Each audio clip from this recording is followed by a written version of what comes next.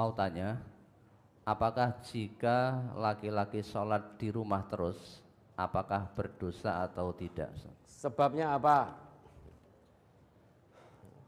Kalau sendirian tinggal di misalkan di daerah yang memang tidak ada Islam di situ, panjenengan sendirian menjadi orang Islam, tidak ada masjid di situ, maka tidak berdosa. Kalau sebabnya sakit menaun, ya tidak dosa. Tapi kalau sebabnya malas, itu menjadi berdosa. Masjid di depan rumahnya hanya 50 meter, enggak tekan-tekan, ora tekan.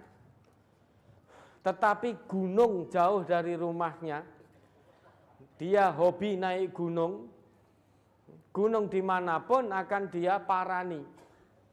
Dengan letih, lelah, penat, butuh biaya besar, butuh persiapan fisik, gunung di mana saja dia akan datang. Hobinya rekreasi, healing. Hobinya rekreasi. Maka tempat-tempat rekreasi yang jauh dari daerah mukimnya sekalipun, keluar pulau, keluar daerah, keluar negeri, dia tempuh dan sampai di tempat itu. Tetapi masjid hanya 25 meter, 50 meter dari rumahnya, kok kakinya nggak pernah sampai ke situ.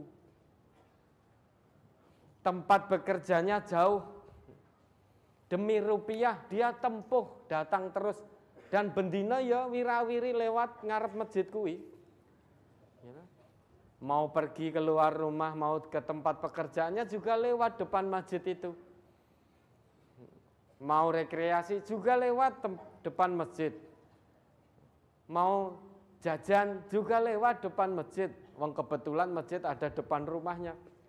Ada di samping kanan kirinya mungkin. Hanya berjarak 50 meter. Kok ora tekan-tekan. Sampai takmire rodok jengkel, horene debke omahe. Hayya 'alas shalah. Malah nesu. Kowe adon kok banter men. Ora ngerti nek jek ngantuk. Ya.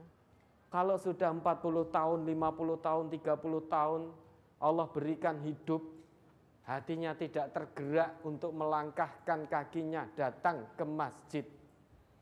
Butuh berapa tahun lagi Allah berikan?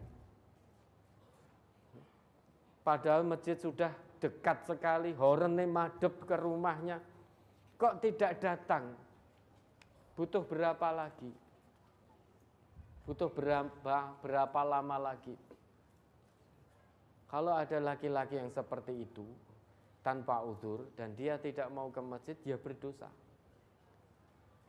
Berdosa. Kebaikan yang dijanjikan oleh Allah, dijanjikan oleh Nabi, dengan jamaah di masjid, dia tidak tertarik. Padahal menurut Nabi kebaikannya 25 kali lipat saat kita melangkahkan kaki kita. Belum lagi mendirikan sholat jamaah 27 kali lipat. Sholat jamaah di masjid itu diangkat derajatnya 25 kali lipat daripada sholat kita di rumah maupun di tempat kita kerja, maupun di pasar.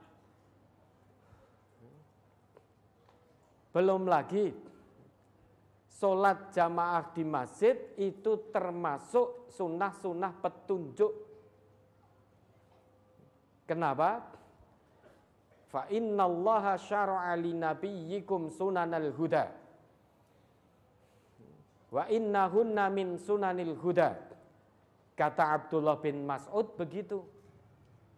Sesungguhnya Allah menurunkan syariat kepada nabimu berupa sunnah-sunnah petunjuk. Dan mendatangi sholat berjamaah di masjid itu merupakan sunnah-sunnah petunjuk. Di awal Abdullah ibnu Mas'ud mengatakan, man sarrahu ayyal qallaha ghadan musliman Barang siapa yang suka untuk besok hari kiamat bertemu Allah dalam keadaan berserah diri, falyuhafid ala haula'i as-sholawat min haitsu yunada bihinna. Haitsu yunada bihinna. Hendaknya mereka itu atau orang-orang itu menjaga solat mereka di mana saja mereka diseru untuk solat. Fa innallaha syara'a li nabiyyikum sunanal huda wa innahunna min sunanil huda. Karena mendatangi solat jamaah itu merupakan syariat Allah kepada nabinya, merupakan sunnah-sunnah petunjuk. Dan mendatangi sholat jamaah di masjid itu merupakan sunnah-sunnah petunjuk. Walau annakum shallaitum fi buyutikum kama yusalli hadzal mutakhallifu fi baitihi lataraktum sunnata nabiyyikum. Dan sekiranya kalian, wahai umatnya Nabi Muhammad, sholat di rumah kalian sebagaimana sholatnya hadal mutakhallif, orang yang enggan untuk sholat berjamaah di masjid dan dia sholat di rumahnya, lataraktum sunnata nabiyyikum, sungguh kamu telah meninggalkan sunnah nabimu. Walau taraktum sunnata nabiyyikum la dolaltum, jika kamu meninggalkan sunnah nabimu, sungguh kamu akan tersesat. Itu kata Abdullah ibnu Mas'ud. Wa ma min rajulin, tidaklah seseorang yatatahharu fayuhsinut tuhura, dia berwudu kemudian memperbagus wudunya, summa ya'midu ila masjidin min hadhil masajidi, kemudian dia pergi ke salah satu masjid dari sekian banyak masjid, dia pergi ke salah satu masjid, illa kataballahu lahu bikulli khatwatin yakhtuha hasanah, melainkan Allah tetapkan di setiap langkah kakinya ada kebaikan. Wa yarfa'uhu lahu biha darajah, dengan satu langkah kaki ke masjid Allah angkat derajatnya. Wa yahuttu anhu biha sayyi'ah, langkah kakinya yang satu, dengan itu Allah akan hapus dosa-dosanya. Jadi kaki kita ini satu langkah kita langkahkan ke masjid, yang satu mengangkat derajat kita di sisi Allah, langkah kaki kita yang satu lagi akan menghapus dosa kita di sisi Allah.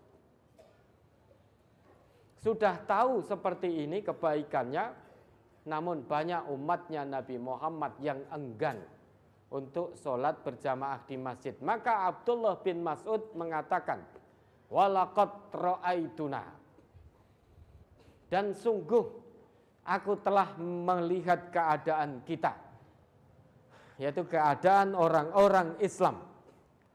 Wa ma yatakhallafu anha illa munafiqun ma'lumun nifaq. Tidaklah orang yang enggan untuk sholat jamaah di masjid, melainkan hanya orang-orang munafik yang sudah ma'ruf, sudah pasti kemunafikannya. Jadi pada waktu itu, yang enggan, yang tidak mau datang jamaah sholat di masjid itu hanya orang-orang munafik. Ma'lumun nifak, yang sudah diketahui kemunafikannya. Itu kata Abdullah bin Mas'ud. Dan agar orang-orang itu terhindar dari kemunafikan, sifat-sifat kemunafikan, maka dulu ada walaqad kana ar-rajulu yu'ta bihi yuhada bainar rajulaini hatta yuqama fis shaf. Dulu ada orang ngaku Islam, dia enggan, tidak mau sholat berjamaah di masjid, maka dia dibawa oleh beberapa orang, dikawal kanan kirinya, gondelingene dijunjung, sampai didirikan di shaf di masjid. Jadi dia malas jamaah ke masjid tanpa sebab yang dibenarkan oleh agama. Biar orang ini terhindar dari sifat kemunafikan, orang-orang Islam yang lain pada waktu itu datang dah dari kanan kiri, gondeli ngene, yuhada bainar rajula, ini diapit kanan kirinya, hatta yuqoma fis shaf, sampai didirikan di shaf. Lah nek saiki kita gotong wis padu sudah. Ya, padu bisa dibacok jenengan nanti. Bisa bacok pakai arit dan lain sebagainya. Lah maka bagaimana? Sudah, kita jangan seperti itu.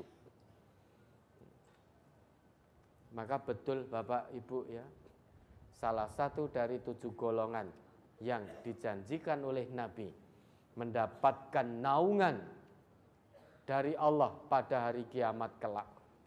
Salah satunya adalah orang yang hatinya tertambat ke masjid. Ternyata tidak mudah. Masjid di dekatnya, setiap kampung kan ada masjidnya sekarang, setiap RT. Itu saja tidak sampai-sampai ke masjid. Tetapi jarak tempat kerjanya 10 kilo, 5 kilo itu sampai. Untuk rekreasi, keluar daerah itu juga sampai. Padahal butuh tenaga, butuh fisik, butuh bekal, butuh uang untuk bisa sampai ke tempat rekreasi dan lain sebagainya, dan lain sebagainya. Gunung yang tinggi menjulang saja itu didaki dengan penuh rasa lelah letih.